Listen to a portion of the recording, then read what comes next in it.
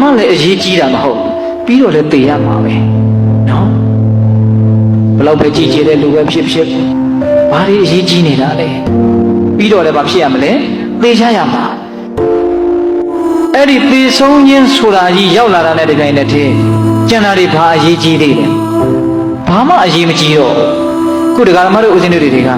သိပြီးတော့အဲ့ဒီအရေးကြီးတဲ့သေဆုံးခြင်းဆိုတာကြီးကခေါင်းထဲကိုမရှိတော့ခေါင်းထဲကိုမထည့်တော့သူ့လောက်အရေးမကြီးတဲ့အရာတွေကအရေးအကြီးကြီးထင်ပြီးတော့ကိုယ့်ဘဝကိုလွှမ်းမိုးထားတာဆိုလိုတာက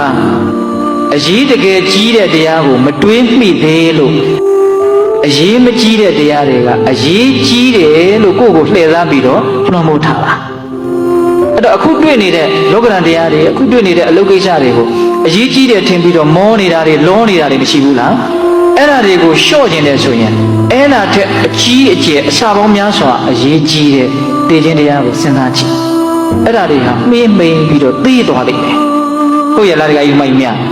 ဒါကောင်းတဲ့စိတ်ကလေးတွေဖြစ်အောင်ဦးဇင်းတို့ပြောနေတာနော်အေးစဉ်းစားကြည့်ဒါကြောင့်မလို့ဦးဇင်းတို့ရှုခြင်းစော်ကြီးပြောတာဦးဇင်းကသဘောကျတယ်ဗျကြားလိုက်လို့ပြေးနေတဲ့ပုဂ္ဂိုလ်ဒီခွေးဟောင်တာကိုရက်မကြည့်တဲ့ဘူးစူးချစ်နေတာကိုပုံကြီးမချဲ့တဲ့ဘူးပဲတောထဲမှာသွားနေတဲ့ခရီးတွေတယောက်နောက်ကအင်မတန်အန္တရာယ်ကြီးတဲ့ကြားကအပြေးလိုက်လာတယ်ဟာအသက်လူပြီးတော့ပြေးနေရတယ်အဲ့ဒီအချိန်မှာဟာခွေးဟောင်တယ်သူရက်ကြည့်တာပါမလားအဲ့ဒီအချိန်မှာပြေးရင်သွားရင်လည်းစူးတွေပါတွေချစ်တယ်ဟာသွေးတွေထွက်နေတယ်ဟိုလုံးမနေနဲ့နောက်ကပါရှိတော့ကြားရှိတယ်တကယ်လို့ကြားလိုက်နေတာကိုသာ तू တကယ်သိမယ်ဆိုရင်ခွေးဟောင်တာကိုလည်း तू ရက်မကြည့်အားဘူးစူးချစ်တာကိုလည်းပဲ तू ခံစားနေမှာမဟုတ်အသက်လူပြီးတော့ဖြေရမှာကြားလိုက်နေတာကိုမသိဘူးဆိုတော့ခွေးဟောင်တာကိုဘာလို့များဟောင်တာလဲ तू ကြည့်နေမှာနော်စူးချစ်တာကိုဘယ်လောက်များကြီးလဲဒဏ်ရာက तू ကြည့်နေမှာနော်အဲ့ဒါလိုပဲတရားဓမ္မတို့ဦးဇင်းတို့တွေပဲတန်တရားဒီဟူသောတိုးထဲမှာသေခြင်းဒီဟူသောကြားကနောက်ကလိုက်နေတယ်အဲ့ဒီကြားလိုက်နေတာကိုတရားဓမ္မတို့ဦးဇင်းတို့ဉာဏ်အမြင်ကနေတဲ့အခါကျတော့တတိမထားမိဘူးတတိမထားမိတော့လောကဓာတ်ချီးမွမ်းခြင်းကဲ့ရဲ့ခြင်းဆိုတဲ့ခွေးဟောင်တာတွေကိုရပ်ပြီးတော့ခံစားတယ်ဘာလို့ပြောကြတာလဲမသိဘူးဟုတ်အဲ့ဒါဘာလို့တာလဲခွေးဟောင်တာကိုရပ်ပြီးတော့ခံစားတာလောကဓာတ်အသေးအမွှားလေးတွေကိုလည်းပဲစူးချစ်တာကိုငုံကြည့်တယ်လို့ပဲဘာလို့နေတာတော့ကြည်နေတာအဲ့တော့သေခြင်းတရားကိုစဉ်းစားရင်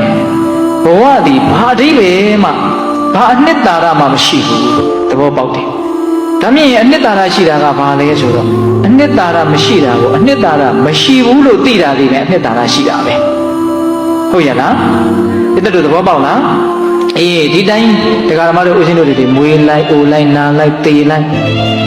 ဒီသဘောတရားတွေကိုသဘောပေါက်အောင်သိခြင်းတရားကိုစဉ်းစားသိခြင်းတရားစဉ်းစားရင်အတိနဲ့အတိဉာဏ်တွေပညာတွေကြီးကျယ်ရင့်ကျက်လာပြီးတော့ငကိုယ်တုံးကမတွေးဘူးတဲ့အတွေးတွေမစဉ်းစားဘူးတာတွေစဉ်းစားပြီးတော့တရားဓမ္မတို့ဦးဇင်းတို့ရဲ့ဉာဏ်ပညာတွေဟာအများကြီးကြီးလာတာကိုကိုယ်တိုင်သိရလိမ့်မယ်ဟုတ်လားဒါကလည်းပဲခက်တော့လဲခက်သားဗျာလက်တွေ့လို့မကြည့်လို့ရှိရင်တော့သဘောပေါက်ဖို့ခဲရင်တယ်ဟုတ်လားသိခြင်းတရားကိုစဉ်းစားရင်တကယ်နဲ့စဉ်းစားပါများလာလို့ရှိရင်အကျဉ်းမြင့်အဖြစ်တော့အရေးကြီးတာအရေးမကြီးတာသူခွဲသိတယ်